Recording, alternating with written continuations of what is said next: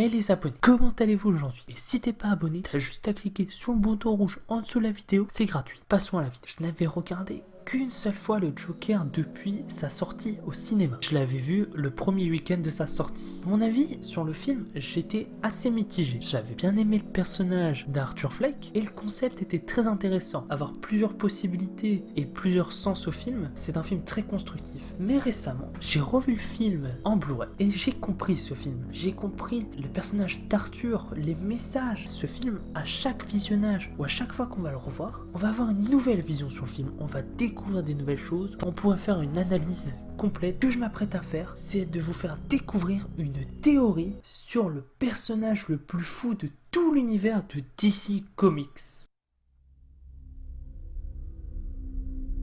Dans le film, on découvre le personnage d'Arthur Fleck et on comprend très vite que ce personnage a quelque chose de différent. Il paraît gentil, mais il nous cache quelque chose, comme une double personnalité. Et on le remarque dès le début du film. Arthur est un menteur. Il ment au personnage du film, mais il nous ment à nous aussi, téléspectateurs et spectateurs qui découvrons le film. Il ne nous dit pas la vérité. Il nous cache quelque chose. Il ne veut pas nous montrer quelque chose. On peut le voir avec cette carte qui prouve que Arthur a problème mental, il rigole pour rien, qu'il a des fous rires inattendus, mais Arthur nous ment à ce moment-là. Il contrôle très bien ses fous rires. On peut le remarquer avec cette scène au début du film, quand Arthur est avec ses collègues. Arthur commence à avoir son problème de fou rire devant ses collègues. Arthur commence à avancer vers une autre pièce de la salle où sont ses collègues, et quand il est tout seul dans la pièce, son fou rire cesse instantanément. Et c'est à ce moment-là qu'on comprend que Arthur nous ment. Il ne nous dit pas la vérité. Il nous cache quelque chose et on le découvrira. Il y a aussi cette scène où le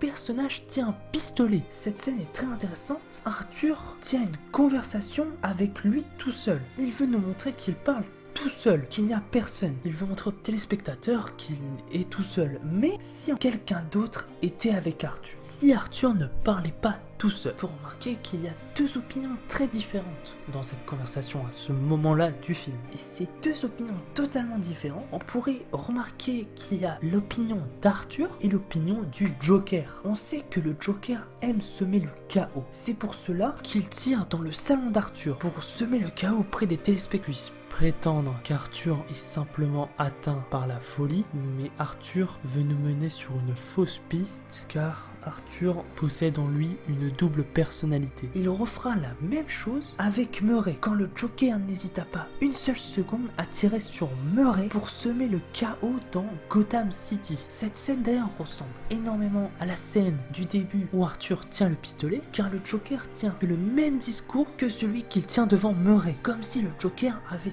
tout prévu depuis le début. Il avait médité ses actes. On peut aussi apercevoir dans le film deux colorimétries bien distinctes. Une colorimétrie jaune, assez claire, assez joyeuse, et cette colorimétrie symbolise l'espoir, la joie, la gentillesse. Et il y a une autre colorimétrie, c'est la colorimétrie bleue. On peut remarquer que cette colorimétrie se rapporte à la tristesse. Et si les colorimétries symbolisaient deux personnages, il y en a une qui symbolise le personnage d'Arthur et une autre qui est symbolisée par le Joker, ce second personnage. On peut se poser une autre question. On sait qu'Arthur s'invente une vie parfaite. Et si la colorimétrie bleue symbolisait la réalité, la triste réalité d'Arthur Fleck, qu'il n'a pas d'amis, qu'il est seul, qu'il a un problème. Et l'autre colorimétrie qui est la jaune, elle symbolise le rêve parfait d'Arthur. Arthur qui aimerait avoir une copine, qui aimerait avoir des amis, qui aimerait être drôle et ne pas avoir ce problème de double personnalité. La jaune est celle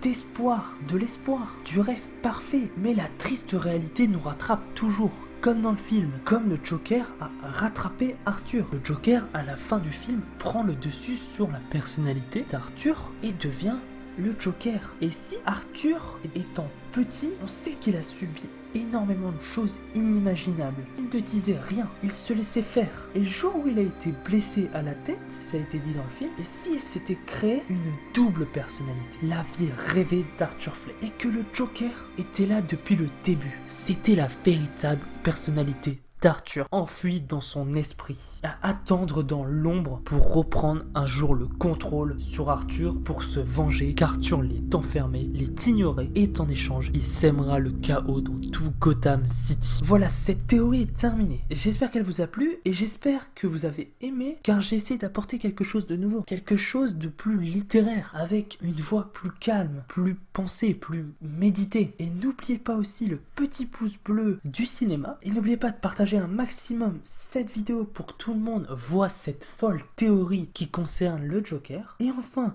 n'oubliez pas de vous abonner pour éviter de devenir aussi fou que le Joker. C'était Ciné Show, le cinéman de la situation. Et sur ce, passez une agréable bonne journée ou soirée. C'était Ciné Show. Ciao.